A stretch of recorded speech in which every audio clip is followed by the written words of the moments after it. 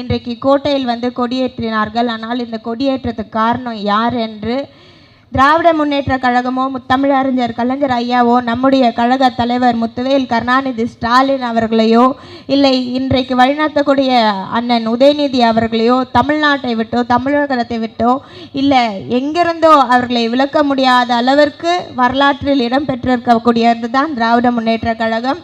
அந்த வகையில் இன்றைக்கு பார்த்தால் மிக மிக முக்கியமான நாள். ஆனால் அவர்கள் பேசும்பொழுது அண்ணன் தெரிவித்தது போல ஓரிரு வார்த்தையாவது வரலாறை குறித்து பேசியிருக்கலாம். ஆனால் அவர்களுக்கு வரலாறு தெரியாது என்றது தான் நிதர்சனமான உண்மை. இன்றைக்கு சென்னை மாநகராட்சியில் மிக மிக பழமையான மாநகராட்சி, 337 ஆண்டுகள் கடந்த ஒரு மாநகராட்சி. அதில் ஒரு பெண்ணாக இன்றைக்கு நான் கொடியேற்றுதல் மிக மிக பெருமை அடைகிறேன். ஆனால் அதைவிட மிக மிக மிக பெருமையான விஷயம், கடந்த ஆண்டு நம்முடைய கழக தலைவர் அவர்கள் மாற்றுத்திறனாளிகளுக்கு என்று உள்ளாட்சி அமைப்பில் இடஒதுக்கீடு செய்ய வேண்டும் என்ற வகையில் ஒவ்வொரு மாநகராட்சியிலும் மாற்றுத்திறனாளிகள் இருக்க வேண்டும் என்று தெரிவித்திருந்தார்கள். அந்த வகையில் சென்னை மாநகராட்சியில் 2 நியமன உறுப்பினர்கள் வந்து நியமிக்கப்பட்டிருந்தனர். இன்றைக்கு 337 ஆண்டுகள் பழமை வாய்ந்த மாநகராட்சியில் முதல் முறையாக மாற்றுத்திறனாளிகள் இன்றைக்கு இந்த நிகழ்ச்சியில் பங்கேற்று நடனமாடி சிறப்பித்தார்கள். ஆனால் இதுதான் நம்முடைய கழக தலைவர் நம்மளை வழிவகை செய்திருக்கிறது. ஆனால் இன்றைக்கு கோட்டையில் கொடியேற்றும் பொழுது கருப்பு உடை அணிந்தவர்கள் யாருமே வந்து உள்ளே வரக்கூடாது என்று சொல்லி அனைவருமே வந்து வெளியில் நிற்க வச்சு எத்தனையோ பேர் வந்து குழந்தைங்களை உள்ளே அனுப்பிட்டு வெளியில் நின்னக்கூடிய சூழல் வந்து இருந்திருக்கு. தமிழ்நாடு என்றாலே இனம் மதம் ஜாதி இப்படி எதுவுமே இருக்கக்கூடாது, எல்லோருக்கும் எல்லாம் கிடைக்க என்ற வகையில் தான் கடந்த 5 ஆண்டு கால அரசாட்சி வந்து நடைபெற்றிருந்தது. ஆனால் இன்றைக்கு இனம் மொழி ஜாதி இது எல்லாமே போய் கலர் வேறுபாடு வந்து இருக்குது. இன்றைக்கி மேடையில் அமர்ந்திருக்கக்கூடிய நம்முடைய அண்ணன் சுபவீர பாண்டியன் அவர்களும் கருப்பு சட்டை தான் போட்டிருக்காரு. அதுக்காக அவர் கருப்பு சட்டை போட்டிருக்காருன்னு அவரை நம்ம தள்ளி வைக்க முடியுமா?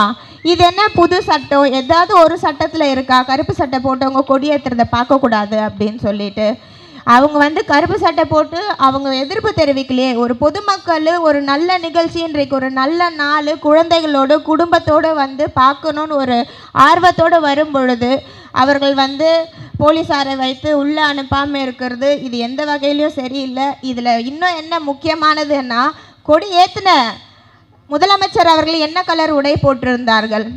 அப்போ அவர் மட்டும் கருப்பு போட்டுட்டு கொடி ஏற்றலாம், அப்போ தேசிய கொடிக்கு வந்து நீங்கள் எதிர்ப்பு தெரிவிக்கிறது ஆகாதா?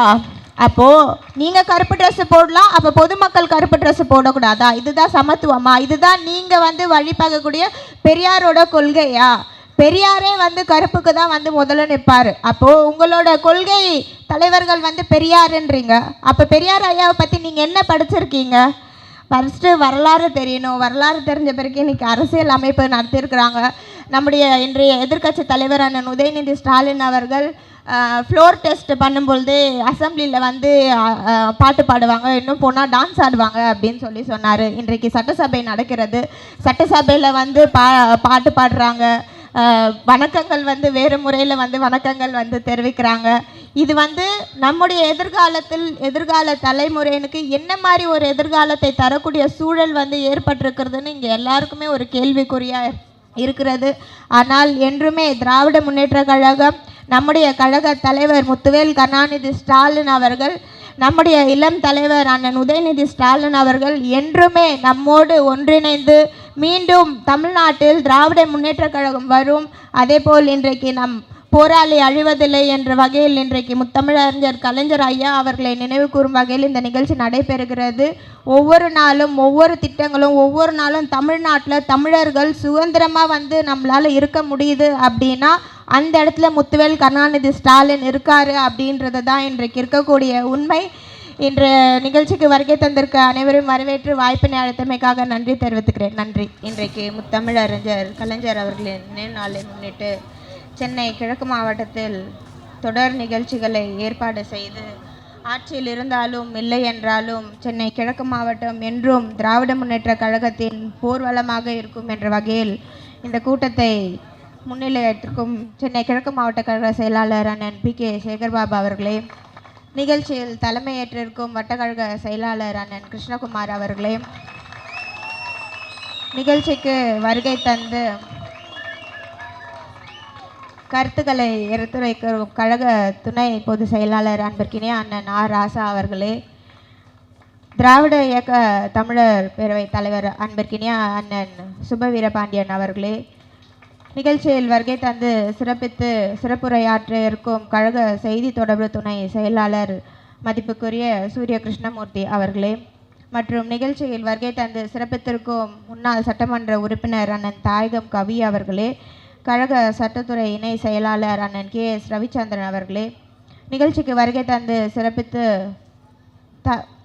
வரவேற்புரையாற்றிருக்கும் பகுதி கழக செயலாளர் அண்ணன் தமிழ்வேந்தன் அவர்களே, வருகை தந்திருக்கும் வட்டக்கழக செயலாளர்களும் அணிகளின் நிர்வாகிகளுக்கும் மற்றும் மாவட்ட மகளிர் அணி பொறுப்பாளர் அக்கா சுதா தீனதயாளன் அவர்களே, தொண்டரணி பொறுப்பாளர் அக்கா ராஜேஸ்வரி அவர்களே, மண்டல குழு தலைவர் அக்கா சரிதா அவர்களே மற்றும் இங்கு வருகை தந்திருக்க அனைவருக்கும் என்னுடைய வணக்கத்தை தெரிவித்து கொண்டு, இன்றைக்கு மிக மிக முக்கியமான நாள்.